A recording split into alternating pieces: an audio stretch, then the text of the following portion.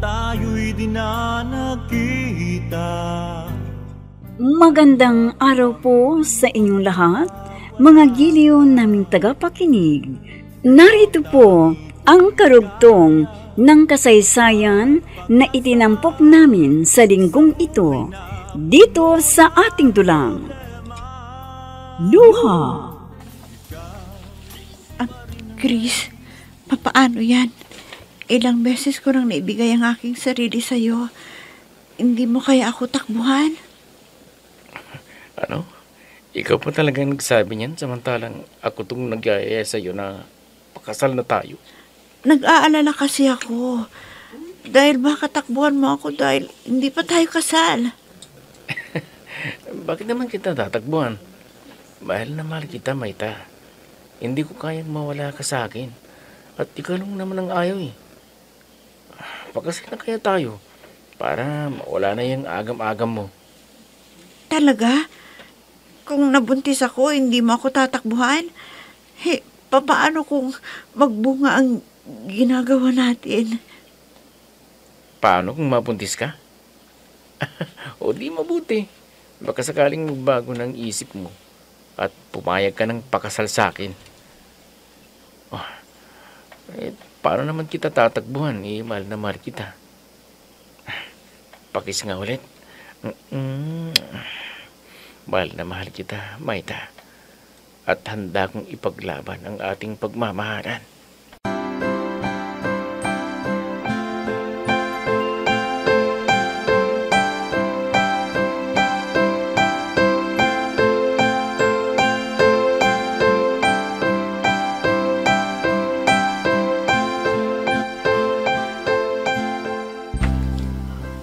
At saan ka pupunta, ha? Tuluyan ka talagang makikisama sa babaeng yun? Ano bang nakita mo sa babaeng yun? Isa lamang tindera ng palamig. Sobra naman kayo, Mama. Kung dahil lamang sa pagtitinda niya ng palamig, aayawan niyo na siya. Hindi dahil nagtitinda siya ng palamig, kaya ayoko sa kanya, kundi dahil sa kanyang ugali. Sa kanyang ugali? Bakit ho? Magkakilala na ho ba kayo ni Mayta? Para malalaman ninyo ang kanyang ugali. Hindi na kailangang makaharap ko pa ang babaeng yon bago ko malaman ang kanyang ugali. Bakit ho ba, Mama? Ano ho bang ugali ang inaayawan nyo kay Mayta? Masungit daw siya. Parang Erwin na ang minsang nakasakit sa ugali ni Mayta. Maramang, naikwento niya kay Mama ang minsan nilang pagtatagbo ni Mayta. Kaya nalaman ni Mama. Ang lalaking talagang yun, pinahamak na naman ako kay Mama. Oh, natahimik ka. Nagsumbong na naman sa inyo si paring Erwin, no? Si Erwin lamang bang nakakakita sa inyong dalawa? Baka nakakalimutan mo na malapit lamang ang opisina sa Town Park kung saan nagtitinda ng palamig ang babaeng yun. Mahal ko si Mayta, Mama. Ayoko ang mamabahala ng kumpanyang iniwan ng papa mo ay isang babaeng masama ang ugali. Tinatakot niyo ba ako, Mama? Binabalaan kita. Sa oras na lumabas ka sa pintuan ng bahay na ito, ay hindi ka na makakapasok pa.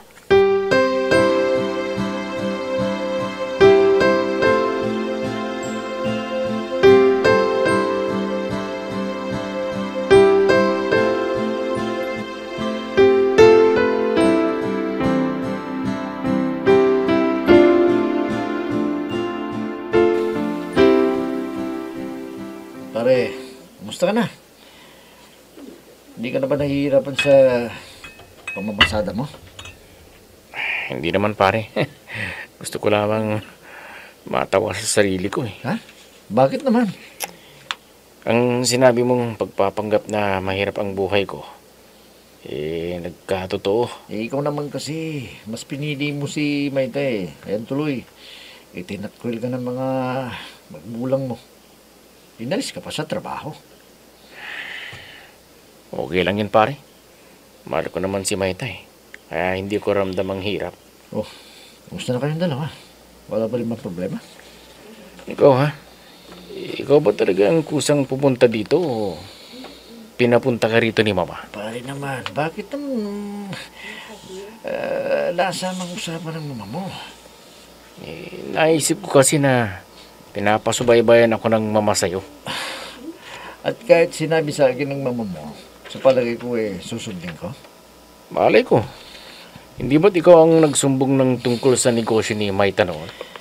Sinabi ko na nga ba, ako ang pangihinalaan mo na mag-isa sa amin. Pero maniwala ka sa akin, pare. Hindi ako magsusumbong sa mama mo. Oo, at nagtatanong siya sa akin, pero lagi na lang hindi. Hindi ko alam, sagot ko sa kanya.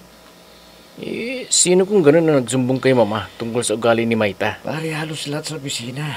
Sinusungitan ng Maita na yan Kaya wag kang magtaga.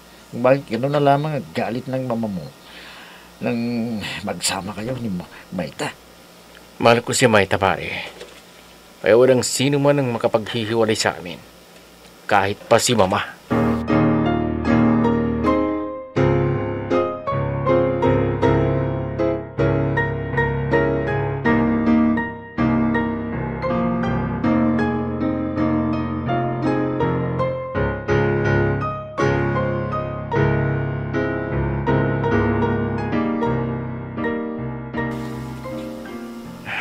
Tinambi ako masyado. Marami kasing tao sa grocery. Di bale, naarito na ako sa bahay. Nakarak ang pintuan Kalubhasing gabi na kaya inilak na ni Maita. Teka, nasaan ang susi ko dito? Yan, nabuksan ko na. Sweetheart? Sweetheart? Narito na ako. Sweetheart? Bakit yan sumasagot? Nasaan kayang babaeng yan? Wala naman dito sa sala at kusina. Teka, baka nasa kwarto na naliligo na. Sweetheart? Sweetheart? Walang sumasagot. Ibig sabihin, wala dito si Maita. Nasaan siya kung ganun? Nasaan si Maita?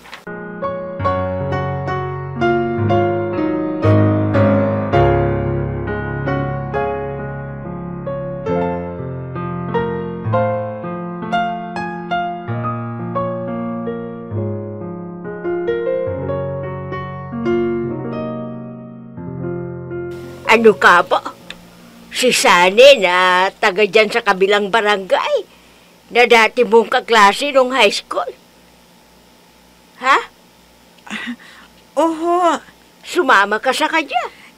Niyaya ako kumain. Alangan namang tatanggi ako, inay. Pagkain yun. Bakit? Ginugutom ka na ba ni Cres? Yan na nga bang sinasabi ko Hindi ho. Bakit naman ako gugutumin? Mahal na mahal ako noon. Ang dami-dami yatang pagkain sa bahay. Yun naman pala Bakit ka pa sumama sa Sani na yun? Ibatanda na yun ha. Papaano naman kasi, inay? Ngayon lang kami nagkitang muli. Ano ba naman yung sasama ako sa kanya? Alam mo anak, kahit naman tutol ako sa pag-ibigan ninyo noon ni Chris hindi na ngayon. Lalo na't buntis ka na. Kaya hindi mo maiyali sa akin kung kinakabahan ako sa pagsama mo kay Sade. Bakit naman kayo kakabahan, inay? Sumama lang ako sa kanya para kumain. Alam ba ni Cres na nagkita kayo at sumamang kumain sa Sani na yon? Bakit ko pa ipapaalam? Kumain lang naman kami. Tara na ho, inay, sa grocery at ipamimili ko kayo ng stocks ninyong pagkain sa bahay. Bakit? May pera ka ba? Bago kasi ako umuwi, may inabot na envelope sa akin si Sani. At nang tignan ko, may lamang pera. Kaya yun ang ipanggugurosiro ko para sa inyo. Tara na, inay!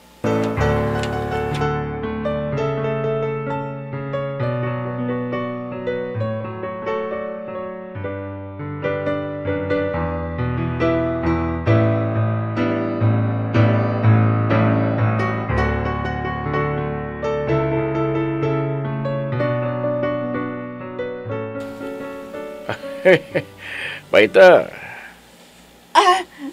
Ikaw pala. Abay, paubos ng palabig mo Oo nga eh. Heto nga't nagtitimpla uli ako. Huwag ka na magtimpla. Ha? Bakit naman? May pupuntahan kasi ako baka pwede mo akong samahan. Ha? Huwag kang mag-alala. Babayaran ko ang oras na dapat ay nagtitinda ka ng palamig. Talaga? Oo. Saan tayo pupunta? Saan ba ang gusto mo? Ikaw, bahala ka. Basta ba? Walang problema. Sagot ko ang problema mo sa pananalapi. Basta sumama ka sa akin. Ikaw lang ang tanging mahal ko sa buong buhay kong ito. Pag-ibig ko'y tanging ikaw lamang, sa puso ko'y nag-iisa ka lang. Inay! Inay! Oh, bakit ba? Sina Itay at ang kapatid ko, nasan sila? Yung kapatid mo, malamang nandyan sa kabila. Nakiki-wifi na naman. Ang Itay mo naman baka pauwi na yon. Kasi mag-aalas 4 na Saan ba nagpunta ang Itay, Inay? Niyaya siya ng kumpare niya. May tanggap kasing trabaho yung kumpare aso niya, kaya niyaya siya doon. Akala ko ba ayaw ng pagtatrabahuin si Itay? Bakit ngayon nagtrabaho ulit? Ang kapatas lang naman at ang engineer ang may ayaw sa Itay mo Dahil matanda na raw. Pero ang makasamahan niya sa trabaho niyaya siya. Dahil may tanggap nga silang ekstrang trabaho. Ganun po ba? Oo. Bakit ba? Niyaya kasi ako ni Mang Sani na kumain sa labas kasama kayo. Ano? Nabanggit ko kasi na kung yayayain niya akong kumain sa labas, kailangan kasama kayo. At pumayag naman, kaya magbihis na kayo at tatawagin ko ang kapatid ko dyan sa kabilang bahay. Nag-iisa ka lang.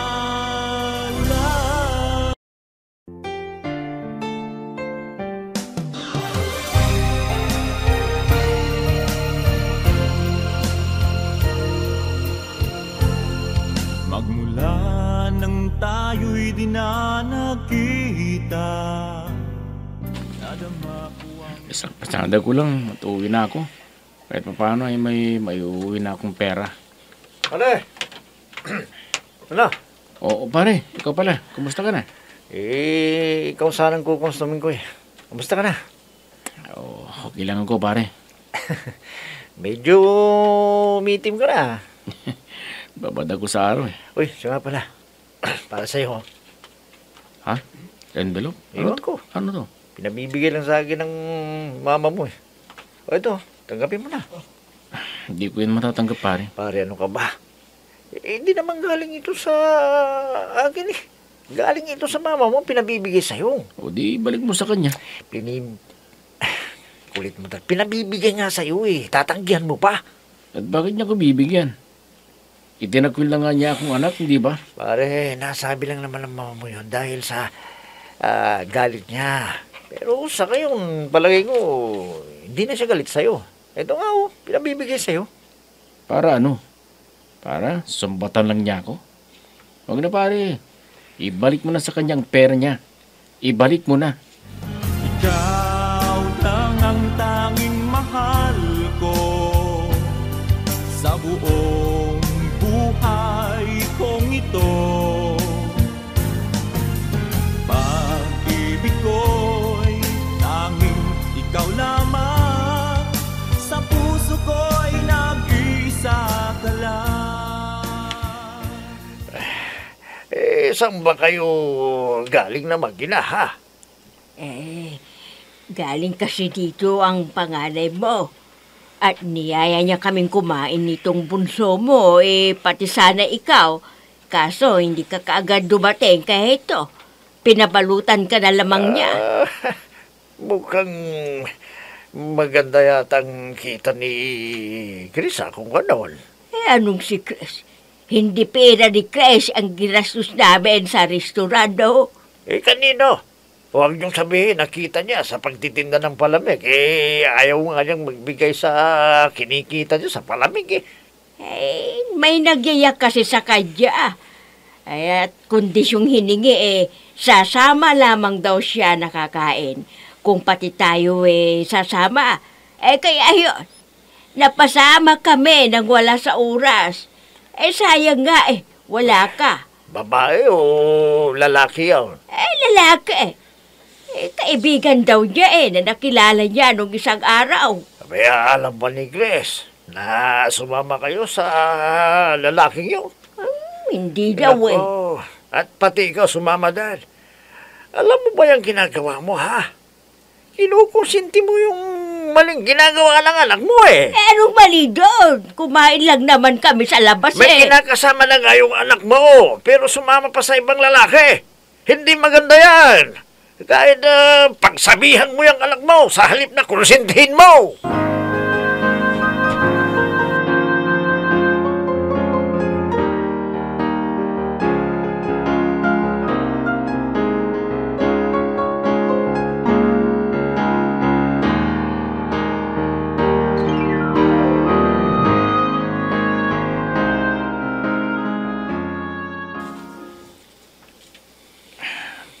Mamahaling restaurant to. Anong gagawin natin dito?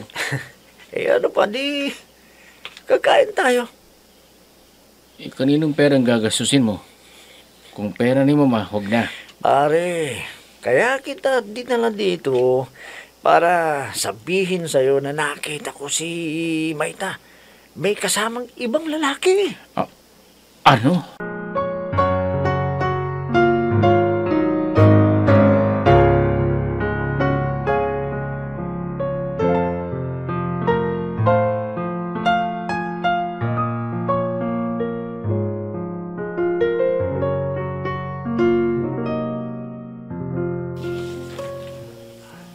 Maniwala ka, pare. Ako mismo nakakita kay Maita na may kasamang ibang lalaki. Pare, ayokong biro yan, ha? At bakit naman kita bibiruin ng ganyan, pare? Hindi. Pare, huwag ka nang magkaila. Dahil aminin mo man o hindi, alam ko tulad ni Mama, ayaw mo rin si Maita para sa akin. Dahil lahat kayo sa opisina, ay si Marlene ang gusto niyo para sa akin. Pare, walang kinalaman si Marlene dito. Ito'y tungkol kay Maita. Kung walang kinalaman si Marlene, malamang si Mama. Dahil alam ko, lahat kayo sa opisina ay loyal kay Mama. Pare. At kung yan lang dahilan ng pagyaya mo sa akin dito sa restaurant, ikaw na lang mag-isa ang kumain dito. Dahil malamang, pera lang ni Mama ang pangbabayad mo. Pare, naiintindihan kong damdamin mo sa mama mo. Pero maniwala ka sa akin, Walang kinalaman ng kahit na sino sa sinasabi ko sa iyo ngayon dito. Ako mismong nakakita. May kasamang lalaki si Maita noong isang araw.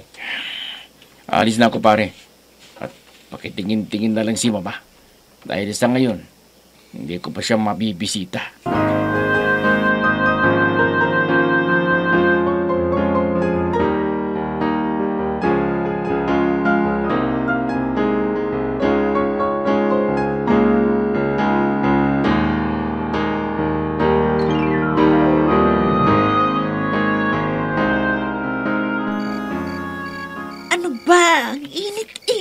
Mayakap ka. Busog-busog ka na. Sweetheart naman, payakap naman Matulog ka na. Dahil pagod ako. Nakakainis. Sige, matulog na tayo. Hindi kaya totoo ang sinabi ng kaibigan ko. Hindi bale. Babawi na lamang ako. Yayayain ko siyang kumain sa dati naming pinagkakain ng restaurant. Baka nga naiinis siya sa akin dahil hindi ko na siya nailalabas. Nag-iisa ka.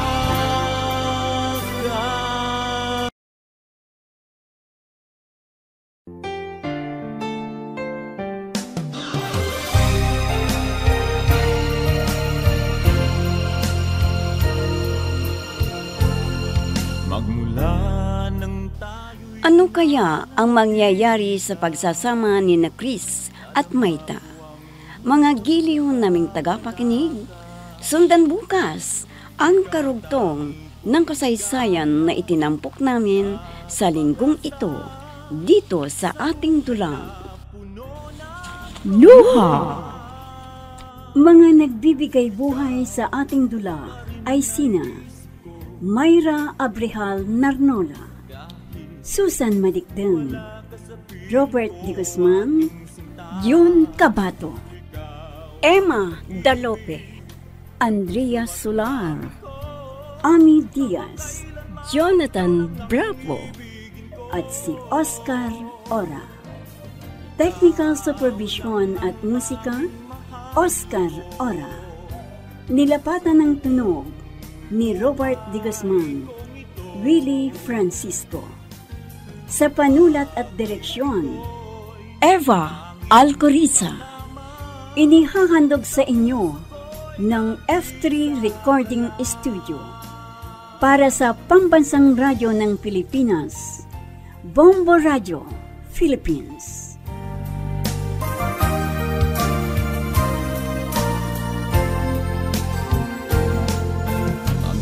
Alaala nating di malilimutan, kay sarap ng ating suyuan.